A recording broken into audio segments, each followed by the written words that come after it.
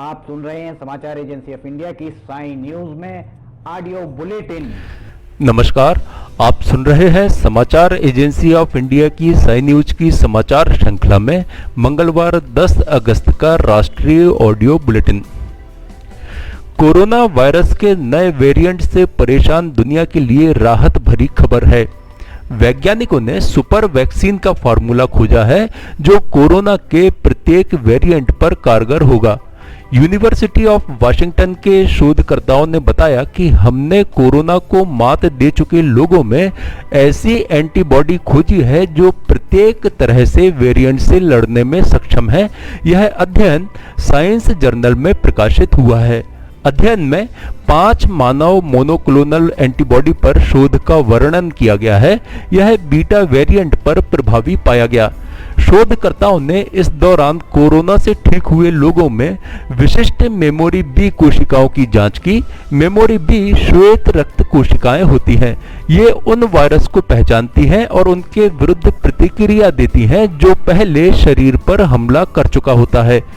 वैज्ञानिकों ने कोरोना को हरा चुके लोगों में मिली 5 एंटीबॉडी में से H2P6 पर ध्यान देना आरंभ किया। आणविक संरचना विश्लेषण और कार्यात्मक अध्ययनों से पता चला है कि इस मोनोक्लोनल एंटीबॉडी में प्रभावशाली विविधता थी। साथ ही यह कोरोना के बीटा वायरस के 3 अलग-अलग उपजातियों को निष्प्रभावी कर सकता है। देश में कोरोना की तीसरी लहर कभी भी दस्तक दे सकती है। इसके बाद भी पर्यटन स्थलों पर भीड़ भाड़ जारी है। हिमाचल प्रदेश और जम्मू कश्मीर सहित कई पर्यटन स्थलों पर बड़ी मात्रा में यात्री पहुंच रहे हैं। कोरोना नियमों में ढील मिलने के बाद इस वर्ष जुलाई तक हिमाचल में लगभग 5 लाख पर्यटक देश भर से पहुंचे। मार्च से जून तक की अवधि में पर्यटक सबसे ज्यादा आते हैं। होटल इंडस्ट्री से जुड़े लोगों के अनुसार जुलाई में प्रत्येक वर्ष बुकिंग 25 से 30% ही रहती है, लेकिन इस वर्ष यह 70 से 100% तक रही। देश भर से हिमाचल घूमने पहुंचे पर्यटकों का प्रभाव अब यहां दिखना आरंभ हो गया है। हिमाचल प्रदेश में पिछले 13 दिन के अंदर सक्रिय मामले दोगुने हो गए हैं। 28 जुलाई को यहां 953 एक्टिव केस थे जो 9 अगस्त तक बढ़कर 2086 हो गए। यहां अब तक संक्रमण के 2 लाख से ज्यादा मामले आ चुके हैं और 3500 से ज्यादा लोगों की कोरोना से मौत हो चुकी है। कांग्रेस नेता कपिल सिब्बल ने सोमवार को विपक्षी नेताओं को अपने जन्मदिन की दावत दी।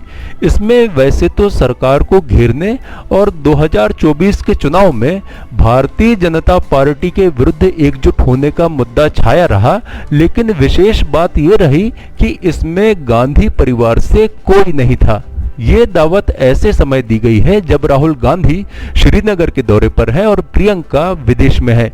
सूत्रों के अनुसार इस दावत में एक बार फिर कांग्रेस में बदलाव का मुद्दा उठा। रिपोर्ट्स के अनुसार कुछ नेताओं ने कहा है कि कांग्रेस का कायाकल्प तभी संभव है जब गांधी परिवार लीडरशिप छोड़ दे। अकाली दल के नरेश गुजराल ने तो सीधा हमला बोलते हुए कहा कि गांधी परिवार के चंगुल से बाहर निकले बिना कांग्रेस का मजबूत होना मुश्किल है। सुप्रीम कोर्ट ने भारतीय जनता पार्टी और कांग्रेस सहित 8 राजनीतिक दलों पर जुर्माना लगाया है। अपने अपने उम्मीदवारों के विरुद्ध आपराधिक मामलों को सार्वजनिक नहीं करने के लिए देश की शीर्ष अदालत ने यह कार्यवाही की है। राजनीति में अपराधीकरण समाप्त करने के लिए सुप्रीम कोर्ट ने अपने आदेश में कई अहम टिप्पणियां की।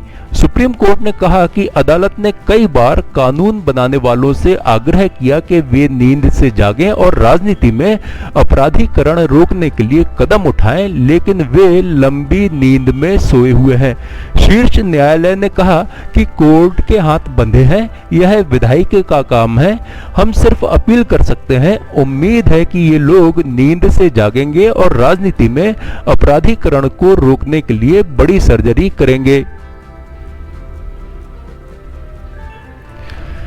चीन में मंगलवार को कोविड-19 के 180 से अधिक मामले सामने आए, जिनमें स्थानीय स्तर पर संक्रमित 108 मरीज शामिल हैं।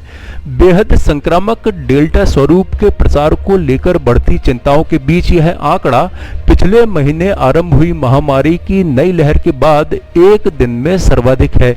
राष्ट्रीय स्वास्थ्य आयोग ने सोमवार को अपनी दैनिक रिपोर्ट में कहा कि देश में स्थानीय स्तर पर 108 मामले आए हैं, जबकि 35 लोग बाहर से यात्रा करके आए थे और 38 में संक्रमण के लक्षण नहीं हैं। भारतीय जनता पार्टी ने मंगलवार को लोकसभा में कांग्रेस पर निशाना साधते हुए कहा कि देश में सबसे अधिक समय तक शासन करने वाली कांग्रेस पार्टी की सरकारों के समय प्रत्येक राज्य में पशुओं की भी गिनती की गई, लेकिन पिछड़ा वर्ग के समुदायों की गिनती नहीं की गई, क्योंकि उसे इनकी कोई चिंता ही नहीं थी। निचले सदन में संविधान 127वां संशोधन विधेयक 2021 पर चर्चा में हिस्सा लेते हुए भारतीय जनता पार्टी की संघमित्रा मौर्य ने कहा कि देश में सबसे अधिक समय तक कांग्रेस सत्ता में रही और उनके समय प्रत्येक राज्य में जिलावार पशुओं की भी गिनती की गई, लेकिन पिछड़े वर्गों की गिनती नहीं हुई। उन्होंने कांग्रेस पर निशाना साधते हुए कहा, वर्ष 2011 में जब जनगणना हो रही थी तब केंद्र में कांग्रेस नीति सरकार थी। उन्होंने कहा कि आज प्रधानमंत्री नरेंद्र मोदी ने राज्यों को अधिकार देने का काम किया है। समाचारों के बीच में हम आपको यह जानकारी भी दे दें कि मौसम के अपडेट जानने के लिए समाचार एजेंसी ऑफ इंडिया के चैनल पर प्रतिदिन अपलोड होने वाले वीडियो अवश्य देखें। मौसम से संबंधित अपडेट मूलतः किसानों, निर्माण कार्य, यात्रा या समारोह आदि के लिए फायदेमंद साबित हो सकते हैं। समाचार एजेंसी ऑफ इंडिया के द्वारा अब तक मौसम के जो पूर्वानुमान जारी किए गए हैं वे 95 से 99% तक सही साबित हुए हैं। केंद्र सरकार ने संसद में एक सवाल के जवाब में बताया है कि आर्टिकल 370 हटने के बाद दूसरे राज्यों के सिर्फ 2 लोगों ने जम्मू एवं कश्मीर में जमीन खरीदी है।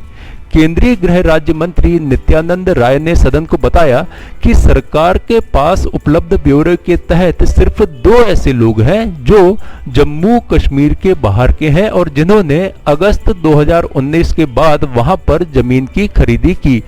दरअसल लोकसभा में ये सवाल सांसद रामलिंगम और गणेश मूर्ति ने उठाया था। उन्होंने पूछा था कि सरकार सदन को बताए कि आर्टिकल 370 हटने के बाद दूसरे राज्यों के कितने लोगों ने जम्मू कश्मीर में जमीन की खरीदी की। उनका कहना था कि दूसरे राज्यों के लोगों को वहां जमीन की खरीदी में परेशानी आ रही है। जम्मू कश्मीर में सिर उठाने की कोशिश में जुटे आतंकवादी अपनी हरकतों से बाज नहीं आ रहे हैं। 15 अगस्त के समीप आते ही यहां आतंकवादी किसी भी तरह से गड़बड़ी फैलाने के प्रयास कर रहे हैं। मंगलवार को आतंकवादियों ने सुरक्षा बलों पर हैंड ग्रेनेड से हमला किया है। जो खबरें आ रही हैं उनके अनुसार यह हमला श्रीनगर के हरिसिंह हाई स्ट्रीट के पास हुआ है।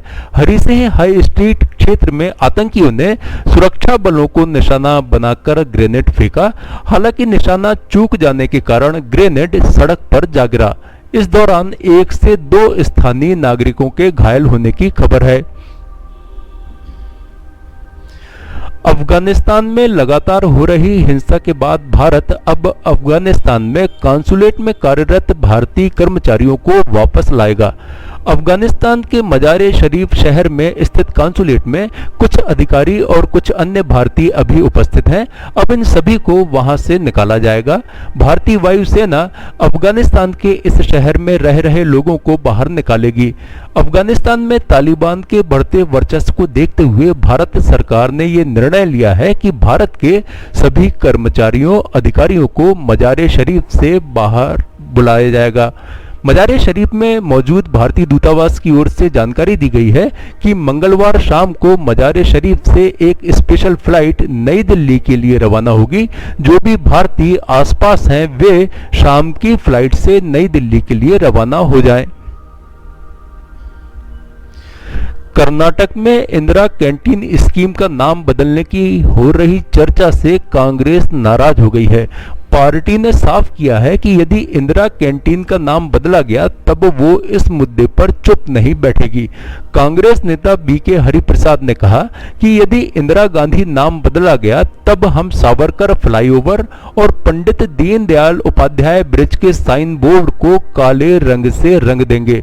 उन्होंने कहा कि इंदिरा गांधी ने हमेशा ही गरीबों के लिए काम किया है, ऐसे में इंदिरा कैंटीन का नाम बदला जाना ठीक नहीं है। आप सुन रहे थे समाचार एजेंसी ऑफ इंडिया की साई न्यूज की समाचार श्रृंखला में शरद खरे से मंगलवार 10 अगस्त का राष्ट्रीय ऑडियो बुलेटिन। बुधवार 11 अगस्त को एक बार फिर हम ऑडियो बुलेटिन लेकर उपस्थित होंगे। आपको ये ऑडियो बुलेटिन यदि पसंद आ रहे हो तो आप इन्हें लाइक, शेयर और सब्सक्राइब अवश्य करें। अभी आपसे अनुमति लेते हैं। जय हिंद।